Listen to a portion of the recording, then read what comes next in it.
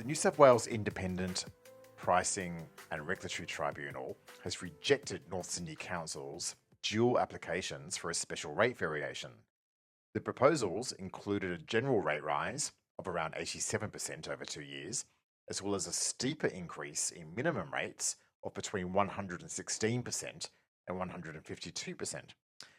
IPART rejected both.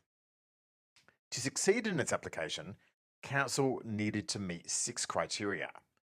It only passed 2, the first relating to documentation around the application, and the second, compliance with past reporting requirements. It failed the 4 other tests. Let's go through them one by one. The first one was a lack of clear financial need. Council failed to justify the accumulation of significant cash reserves, which would have been an outcome of the proposed rate increases. IPART estimated that over the next decade, the proposal would have generated an additional $500 million or so in revenue, with a large percentage of that earmarked for cash reserves. IPART found Council had not adequately explained why these cash reserves were needed.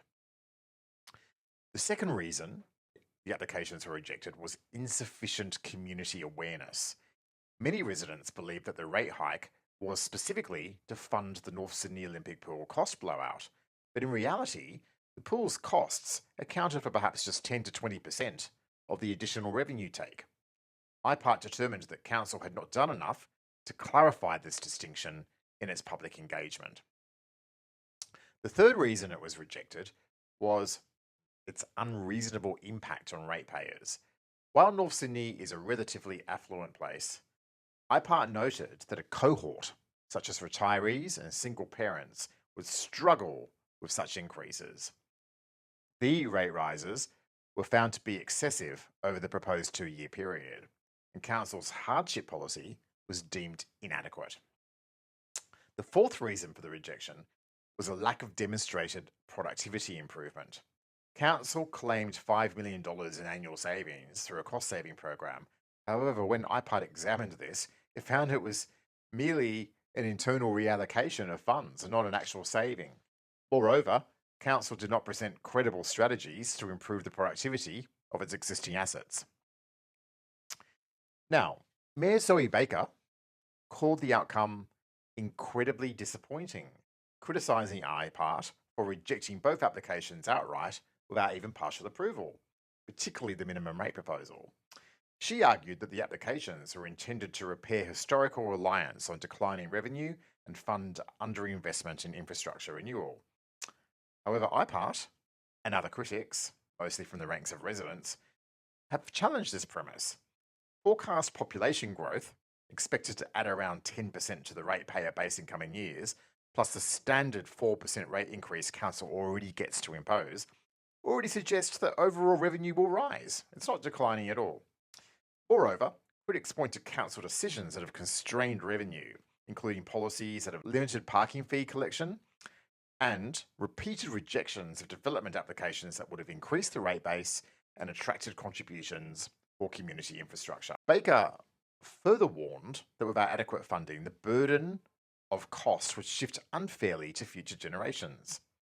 Yet, have critics have noted, the main capital project, the pool, was originally built in 1936, only now being rebuilt in the 2020s.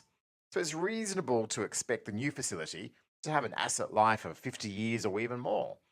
Funding such an asset over just the next few years, rather than spreading the load across future beneficiaries, may itself represent a form of intergenerational inequity. Baker also argued that the IPART system is flawed because a high-profile council like North Sydney, subject to media and public scrutiny, can't even get its application approved. However, 5 of the 6 councils across the state that did apply for rate increases were successful, including Federation Council in Corowa, one of the poorest parts of the state. They got a 70% rate rise, even though 80% of their community opposed it. So they can get it through. Perhaps the problem was with the application and not with the process. Finally, Mayor Baker said that Council would now conduct a full review of all services, programs, and potential cost-saving measures. But critics say that this process should have started 6 to 9 months ago as part of the SRV application in the first place. Conducting it only now, after rejection, raises questions about the foresight and planning quality. As some noted during a February 10 meeting, the tumultuous one where residents rallied outside, and in later submissions, Council failed to seriously explore alternatives before it, opting instead just for a substantial rate increase. Now it appears to be doing what its critics urged it to do all along.